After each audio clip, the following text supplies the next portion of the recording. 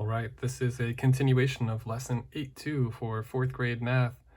We are finding the distance on page 276. This is the lesson that just won't go away.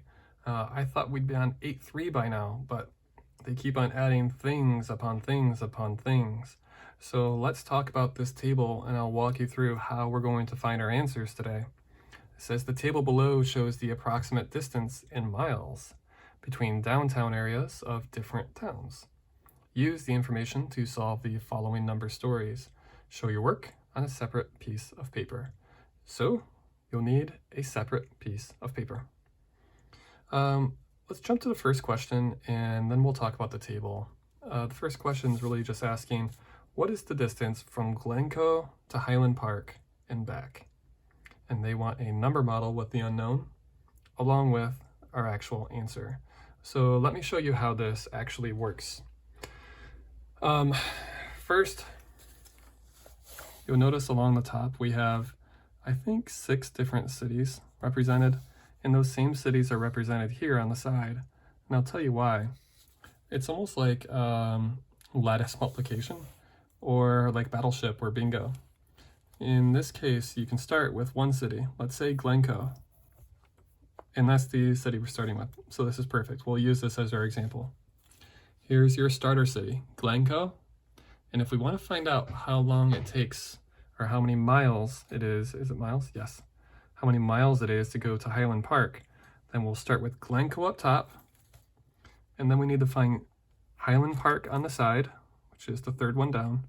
And we need to find where they meet in the middle. So Highland Park's going to go this way. And it wouldn't be here because that's under Deerfield. We need to be under Glencoe, which here we are. So from Glencoe to Highland Park, they hit right here. That tells us that it's 4 1/10 of a mile to travel from Glencoe to Highland Park. So we can go ahead and write down 4 1/10. No, we can't. I almost had you. We can't do that. We do know that it is 4 1/10 of a mile to go from Glencoe to Highland Park. However, did you guys notice these 2 keywords? And back.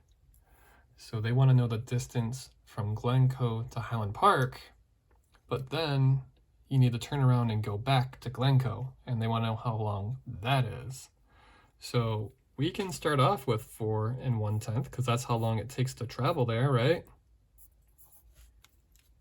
But then we need to turn around. Basically, if I were to draw a picture, here's Glencoe. And let's say this is Highland Park. I'm kind of curious if this is in the Illinois area, because I think there's a Highland Park in Illinois. If there's not, then I'm going to look pretty foolish. I know there is in Detroit, but I don't know if there's a Glencoe in Detroit. You know what? Now I'm curious. Glencoe, do you exist?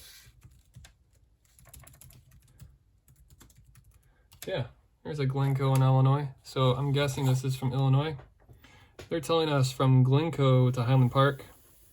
I don't know if this is geographically accurate, but they're basically saying this is 4 1/10 miles this way. But then they're saying you need to turn around and go back as well, which is going to be doing another 4 1/10 mile trip.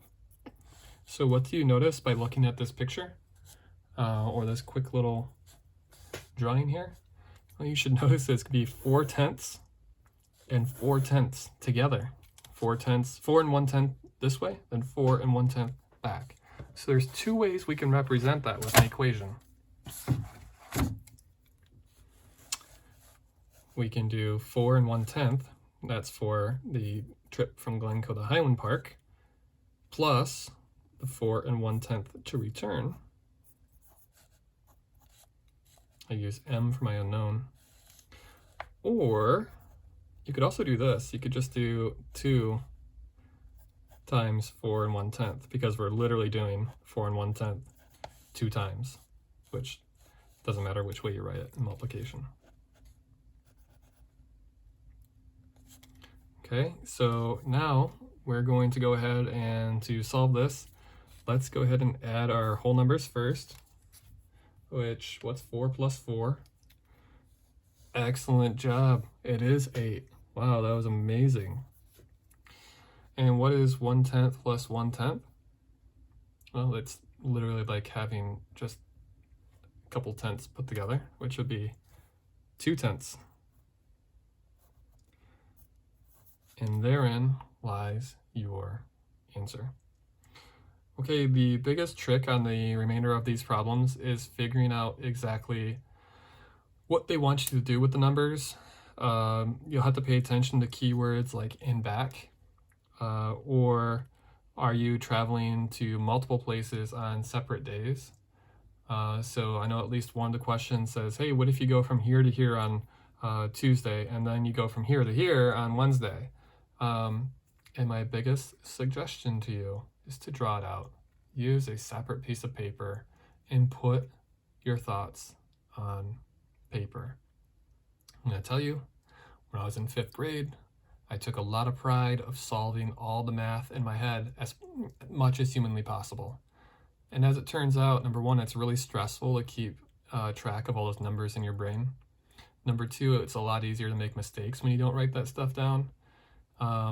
And number three, it's so much easier to have a visual. At some point, no matter how sharp I thought I was at math, I had to start writing things down anyway. So that's my recommendation for the rest of these problems on 276. Write the information down on a separate piece of paper. Make it easier on yourself. As always, if you have any questions or comments, feel free to let me know either through YouTube or through my email. And as a last gasp, I wanted to see if I could find, where is Highland Park, Illinois? I want to see if my map was accurate. Well, it kind of says that Glencoe could be a part of, oh, I see it. Highland Park is technically, I had it wrong.